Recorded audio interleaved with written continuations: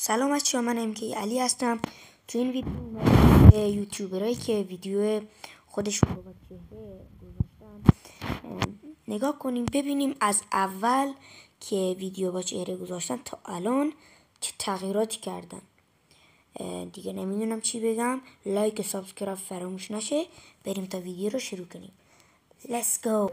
خب من میرم ویدیو اولی که با چهره گذاشته رو بهتون نشون میدم و الان میرم میارمش بهتون نشون میدم. شروع میکنم. امیدوارم که حالتون خوب باشه. من مستر هستم و خوب. اینم از اولین ویدیو مستر وان شات، یوتیوبر بزرگ ایران. بریم ببینیم.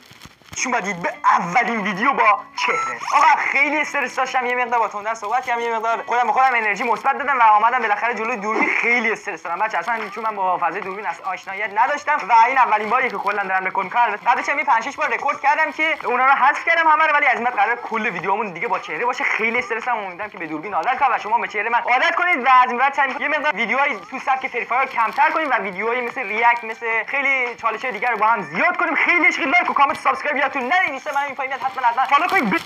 خب اینم از ویدیو مستر وان شات که تا یعنی اولین بار با چهره نشون داده بود. خب بریم سراغ بریم سراغ یوتیوبر بعدی. اینم از اولین ویدیو سیمولیتر کفرافش واقعا خندم. صداش هم تغییر کرده. این میگه سیمولیتر اولین ویدیو با چهرهشه. بریم ببینیم.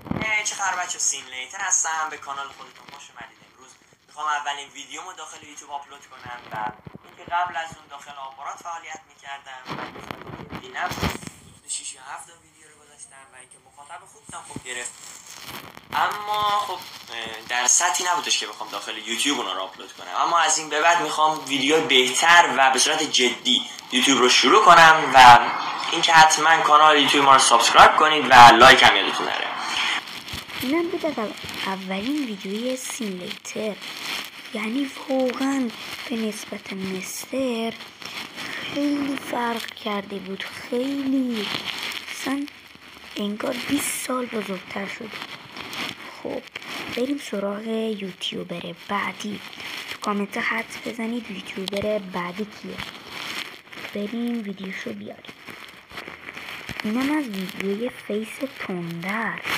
ببخشید اگه زدم جلو، چون که اصلا صورتشو نشون نمیده. تازه همین الان نشون داد. 1 دقیقه و 31 ثانیه. بریم ببینیم چه فیسی داره. اینم واقعا فرق.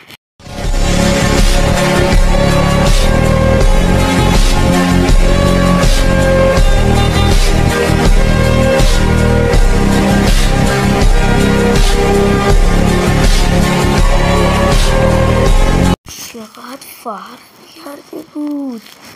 او مای گاد، یا خدا، اینا دیگه واقعا فرق کرده بودن. اینا 3 تا یوتیوبر بزرگ بودن که اصلا این مستر و سیمولیتر و این تندر خیلی فرق کرده بودن.